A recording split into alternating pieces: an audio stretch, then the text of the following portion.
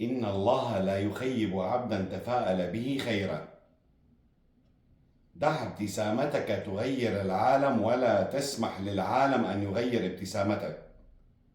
استمر في التقدم، أحيانا تفوز، أحيانا تتعلم، لكن لا تتوقف أبدا إلى أن تصبح فخورا بنفسك وتصل إلى القمة. وقل دائما: ما زلت أؤمن بأنني سأصل يوما إلى حلمي، إلى ذاتي، إلى ما أريد. وتذكر أنك ترفع يديك إلى السماء، إلى الكريم. أنت عليك السعي وعليه الإجابة، فالله كريم وسوف يعطيك لترضى.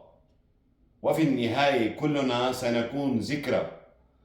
كن ذكرى جميلة لأهلك ولبيتك ولمحيطك ولمجتمعك.